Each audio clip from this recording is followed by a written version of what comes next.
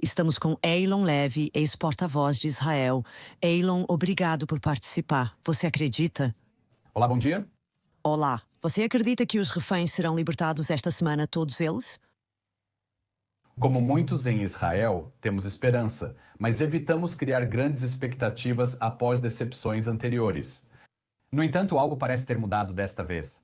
Os americanos estão realmente usando sua influência para garantir que o Hamas liberte os reféns e a pressão está sendo exercida através do Catar e da Turquia. É a primeira vez que isso acontece. O plano americano basicamente separa o pagamento do resgate dos reféns da discussão mais ampla sobre o fim da guerra, dizendo que, primeiro, o Hamas libera todos os reféns e depois a retirada israelense da faixa de Gaza será vinculada ao desarmamento do Hamas. O premier Netanyahu demonstra otimismo sobre possíveis boas notícias ainda esta semana. O secretário de Estado Marco Rubio afirmou que 90% dos termos já estão acordados, restando apenas a logística. Mas sabemos com quem estamos lidando. Estamos lidando com um grupo jihadista bárbaro que mantém esses reféns em condições desumanas para usá-los como garantia para sobreviver à guerra que eles mesmos começaram. E acho que ninguém ficaria surpreso se o Hamas tiver algum truque sujo de última hora. Sua linha está cortando. Espero que possamos restabelecer e que você ouça minha pergunta, Eylon.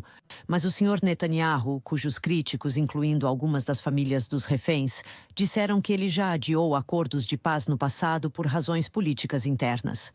Basicamente, eles disseram que foi para se manter no poder. Você acha que ele vai manter esse acordo? Porque parecia que ele foi meio que pressionado a aceitar isso naquela coletiva de imprensa com Donald Trump. Há 2 anos. Os objetivos de Israel nesta guerra que o Hamas iniciou há 2 anos têm sido remover o Hamas do poder para que nunca mais possa lançar outra guerra como esta e trazer de volta os reféns.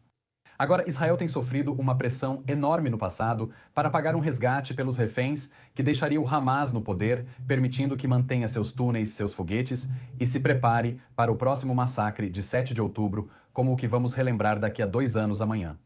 E este é o primeiro acordo que diz que todos os reféns devem sair imediatamente de uma só vez. Eles não aceitaram entregar as armas, certo? Como você disse, esse era outro objetivo de Benjamin Netanyahu, libertar os reféns e acabar com o Hamas.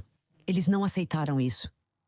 Essa é a distinção crucial. O acordo prevê a libertação dos reféns, independentemente do desarmamento do Hamas. Primeiro, tiramos os pobres reféns que foram sequestrados de suas camas, de um festival de música, que foram privados de comida e torturados, sem justificativa para mantê-los. E então a guerra terminará com a retirada israelense vinculada ao desarmamento do Hamas. Americanos dizem agora que, se o Hamas não avançar, Israel tem direito de eliminar o Hamas. Essa é a linguagem deles e essa é a diferença. Primeiro, os reféns são soltos e o fim da guerra depende do desarmamento do Hamas. E o plano basicamente diz que ou o Hamas se desmantela ou Israel terá que avançar e desmantelá-lo, porque essa guerra não pode terminar com o Hamas ainda no controle de seus túneis, de seus foguetes e do exército terrorista que cometeu aquelas atrocidades. Um dos outros pontos desse plano também é o caminho para um Estado palestino. Como isso se encaixa com a rejeição deste governo a uma solução de 2 estados? Olha, o plano do presidente Trump não prevê 2 estados, mas deixa a porta aberta. Assim como deixa a porta aberta para muitas possibilidades de como será a paz no dia seguinte à remoção do Hamas do poder, eu acho que o que importa é que a única maneira de conseguirmos a paz é se o Hamas for desarmado, se a faixa de Gaza for desmilitarizada e se o povo de Gaza também for desradicalizado, para que não acabemos com a mesma ideologia jihadista que levou muitas pessoas a celebrar o massacre de 7 de outubro.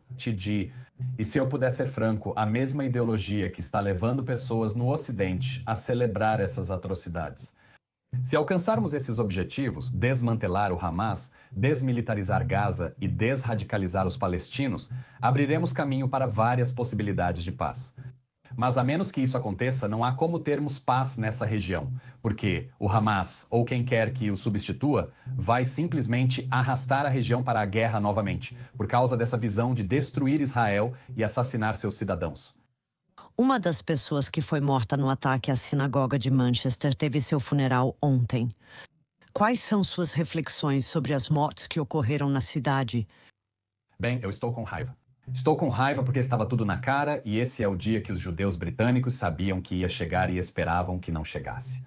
É por isso que as instituições comunitárias britânicas, sinagogas judaicas e escolas parecem fortalezas e agora precisam de proteção policial. Vimos pessoas nas ruas de Londres gritando "globalize a intifada". Isso significa terrorismo, significa violência política contra judeus e israelenses. Vimos pessoas fazendo vigílias para o dia 7 de outubro amanhã, em homenagem aos mártires, os terroristas do massacre. Está claro que o 7 de outubro, em vez de causar horror mundial, inspirou milhões, inclusive o pai do terrorista de Manchester, que comemorou o 7 de outubro no Facebook em tempo real. Estou com raiva porque isso era evitável. E espero que isso sirva de alerta para a Grã-Bretanha entender que uma ideologia realmente venenosa e tóxica tomou conta de pessoas que glorificam o terrorismo. Isso não pode acontecer.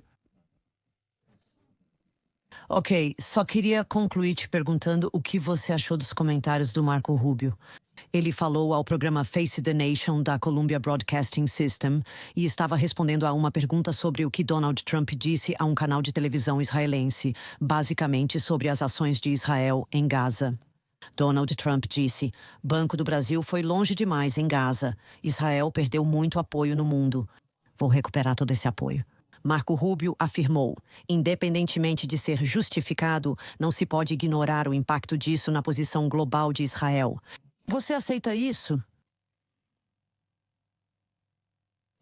Em 7 de outubro, eles perderam a coragem e queriam encerrar a guerra com o Hamas ainda no poder. Existe um mito de que após o massacre de 7 de outubro, Israel teve apoio universal, mas isso não é verdade.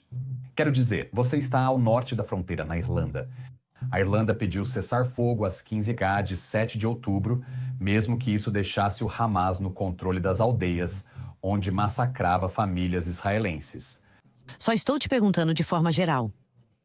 Se você pensar de forma geral, desculpe, se você puder apenas responder à pergunta, você acha, sinceramente, que a posição de Israel no mundo foi prejudicada por causa de suas ações em Gaza? Sim ou não? A imagem de Israel piorou mundialmente por travar uma guerra considerada existencial contra um regime terrorista, enquanto outros países desejam o fim do conflito. Isso trouxe extremismo político e violência para as ruas deles. Eles querem que essa guerra acabe. E apesar dos melhores esforços de Israel para atingir os terroristas do Hamas que estão lutando dentro de áreas urbanas, lutando em túneis sob os pés das pessoas, fazendo tudo o que pode para tentar manter os civis seguros de seus próprios líderes, sem dúvida isso prejudicou a compreensão internacional sobre Israel. Espero que, ao fim da guerra, com o Hamas fora do poder e os reféns de volta, Israel retome seu papel produtivo entre as nações. Foi bom falar com você, Eylon Levy, ex-porta-voz do Estado de Israel.